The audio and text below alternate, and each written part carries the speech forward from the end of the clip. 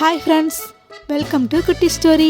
இன்றைக்கி நம்ம குட்டி ஸ்டோரியில் எந்த டிஸ்ட்ரிக் பற்றி பார்க்க போகிறோன்னா ராணிப்பேட்டை டிஸ்ட்ரிக் பற்றி தான் பார்க்க போகிறோம். ராணிப்பேட்டை மாவட்டம் வேலூர் மாவட்டத்திலேருந்து ஆகஸ்ட் 15, 2019 அன்றைக்கி பிரிக்கப்பட்டுச்சு. நவம்பர் 28 அன்றைக்கி அஃபிஷியலாக ராணிப்பேட்டை மாவட்டமாக அறிவிக்கப்பட்டுச்சு. ராணிப்பேட்டை மாவட்டத்துக்கு தெற்கில் திருவண்ணாமலை மாவட்டமும், கிழக்கில் காஞ்சிபுரம் திருவள்ளூர் மாவட்டமும், மேற்கில் வேலூர் மாவட்டமும், வடக்கில் ஆந்திர மாநிலத்தோட சித்தூர் மாவட்டமும் இருக்குது. ராணிப்பேட்டை, அந்த ஊருக்கு ஏன் ராணிப்பேட்டைன்னு சொல்லி பேர் வந்துச்சுன்னா அது ஒரு ராணியோட இடம், அதனால அதான் ராணிப்பேட்டைன்னு சொல்கிறாங்க. அந்த ராணி யார் அப்படின்னு சொல்லி பார்ப்போம்.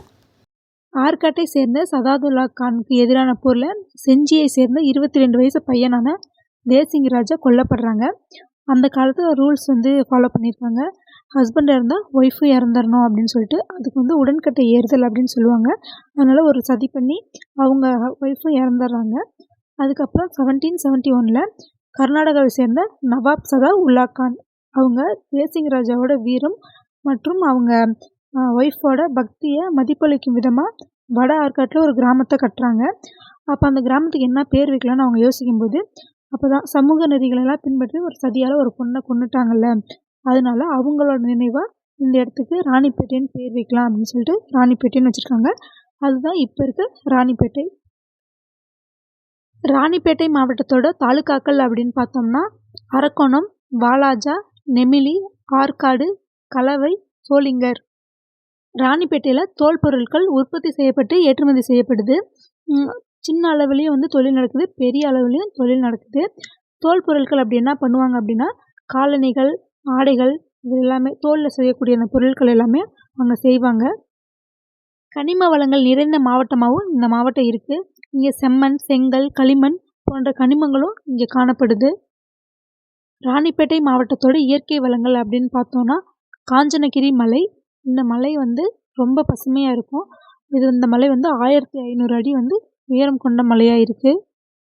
ராணிப்பேட்டை மாவட்டத்தில் கோவில்களும் சிறப்பு வாய்ந்ததாக காணப்படுது. அது மட்டும் இல்லாமல் புராண கதைகளை குறிப்பிடுற மாதிரி மகேந்திரவாடி குகைவரை கோவில், பஞ்சபாண்டவர் மலை சமண கோவில் அப்படின்னு பழமை வாய்ந்த குகைவரை கோவில்களும் காணப்படுது. ராணிப்பேட்டை மாவட்டத்தோட வரலாறை குறிப்பிடுற மாதிரி இடங்கள் இன்னும் அங்கே இருக்குது. ஆங்கிலேயர்களால் உருவாக்கப்பட்ட ஆற்காடு கோட்டை, டெல்லி கேட், இந்த இடம்லாம் இன்னமும் இருக்குது. ராணிப்பேட்டை மாவட்டத்தின் பொழுதுபோக்கு அம்சமாக கிரீன் தண்டர் தீம் பார்க்கும் இருக்குது.